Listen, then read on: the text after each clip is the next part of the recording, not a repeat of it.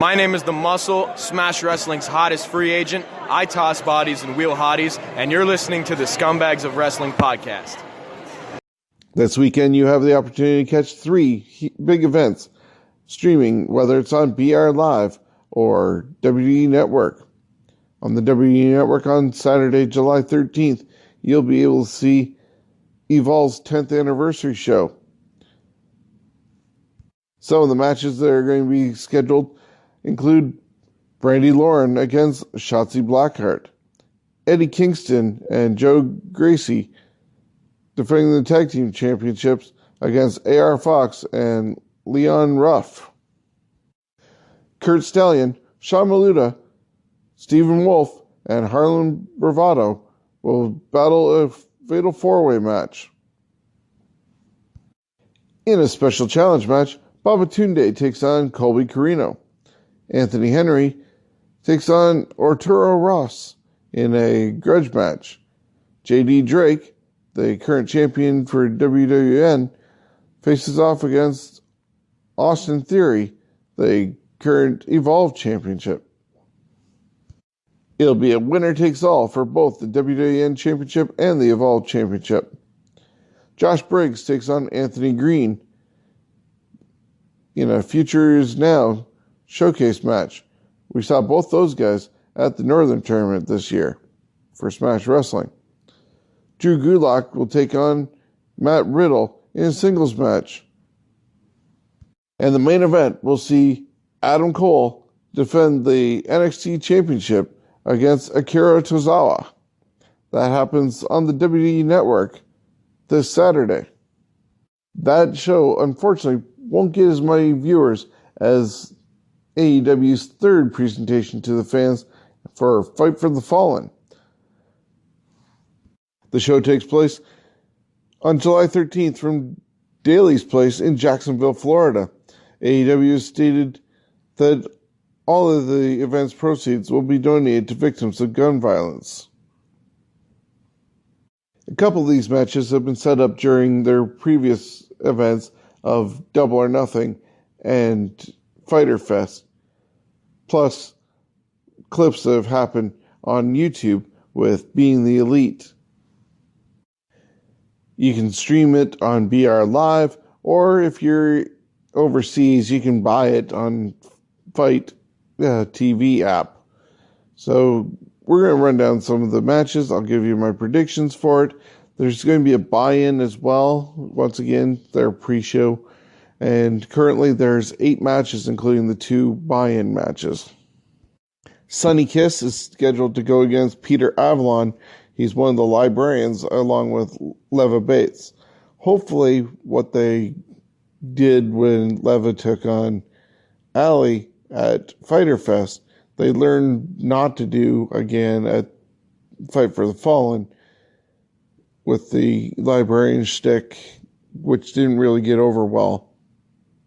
I see Sonny Kiss picking up the victory in this one-on-one match. Then Jimmy Havoc, Darby Allin, and Joey Janela, 3 guys who love going hardcore, are going to take on MJF, Sammy Guevara, and Sean Spears. That side of the ring has a lot of ego going on, especially with MJF and Sean Spears. So I'm not sure how well they're going to get along. Plus, with the other side really loving the hardcore style of wrestling, I can see a lot of weapons coming out in it, and having Jimmy Havoc, Darby Allin, and Joey Janela picking up the victory. Well, most likely open the show is Salkyle Uncensored, Frankie Kazarian, and Scorpio Sky, with Christopher Daniels by their side, taking on the Lucha Brothers of Pentagon Jr. and Rey Fenix. I see the Lucha Brothers picking up the victory here. The Dark Order, as we here in Ontario would call them the Super Smash Brothers, but the Dark Order, Evil Uno and Stu Grayson, will take on Angelico and Jack Evans, plus Jungle Boy and Luchasaurus in a 3-way tag team match. The winners of this match will advance to All Out at the end of August for an opportunity for a first-round bye in the AEW World Tag Team Championship tournament. They'll end up facing off against Best Friends, who won the similar triple threat match at Fyter Fest to earn a potential bye. As far as who I see winning and going up against Best Friends at All Out, it's kind of a tough one. I could kind of see Jungle Boy and Luchasaurus doing it, just because of the way they've been presented. But going also with the way they've been presented from the start, this would be a perfect opportunity for the Dark Order to pick up the victory and then go up against Best Friends, because if I remember right, at Double or Nothing, that's when the Dark Order first made their appearance, with the Minions beating up Angelico, Jack Evans, and the Best Friends. So this would actually make sense storyline-wise. So I'm going to pick the Dark Order. Adam Page is going to take on Chris Sabian in a singles match, as Page won the Fatal 4-Way at Fyter Fest. Page is also the number one contender for the first ever AEW World Heavyweight Champion. So I don't know how they could actually have Adam Page lose, especially to Kip Sabian. It'd be a huge match for Sabian to win. The only way it's possible is if Chris Jericho, who is scheduled to be in attendance, does actually make an appearance and distract or help Sabian win, just to get into the mind of Adam Page. But at the same time, if AEW is looking to do a scenario where actually wins matter and have it more sports oriented, got to go with Adam Page either way, and then confronting Jericho in some manner in the show. Brandy Rhodes is going to take on Allie in a singles match.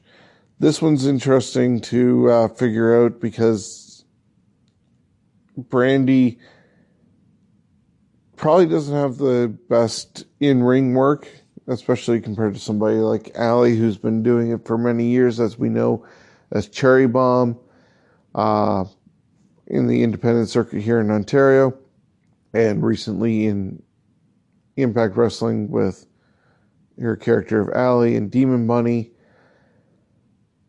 I see Allie getting the victory, because at the same time, if AEW doesn't want to be totally like WWE and have management and ownership winning all the time, Brandy's going to have to take the loss here, and it's not going to hurt her. Plus, as I said just a moment ago with Hangman Page, if they're looking to have legitimate win-loss records and make it mean something, having Allie get a second victory puts her on a win streak and sets her up for eventually somebody else, whether it's a Britt Baker or Kylie Ray, where they would end up having a built-up streak, and finally their paths crossing at one point during the year. Wins and losses are going to matter, so Allie needs this victory. Kenny Omega is going to take on OWE's SEMA, and it's going to be a really good match. Plus, then SEMA is going to come to Toronto to go against Sebastian Suave on August 10th in the afternoon. So I'm definitely looking forward to seeing this match. As we know, Kenny Omega is coming to London for London Comic Con in October. So these guys I'm going to get to see live one way or another. And they're going against each other. Kenny Omega will probably get the victory, I'm thinking. They'll give him momentum as he moves forward. I can see some sort of video being shown, since Jon Moxley is actually going to be in Japan doing Block B of the G1 tournament. So he definitely will not be in attendance at Fyter Fest, or Fight for the Fallen, should I say. and they gotta spark something, at least do the video and create more drama leading to All Out when they go against each other one-on-one. If the Omega match is not the main event, then the obvious main event would be the last match that I have not covered yet, and that's Cody and Dustin Rhodes taking on the Young Bucks, Matt and Nick Jackson. A battle of the brothers going on, some really close friends as far as the Bucks and Cody go, and we saw at Double or Nothing the emotion that happened when Cody and Dustin finished their match, and Cody wanted Dustin as his tag team partner.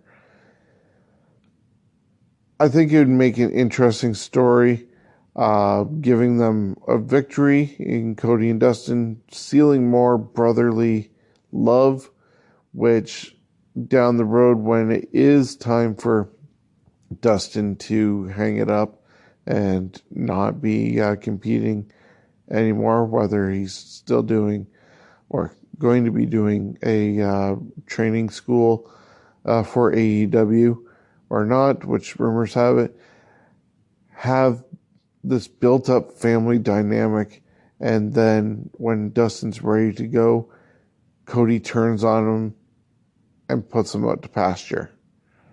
You build up the drama with what happened at Double or Nothing and keep the brothers strong until all of a sudden Dustin becomes a liability to the ambitions of Cody Rhodes.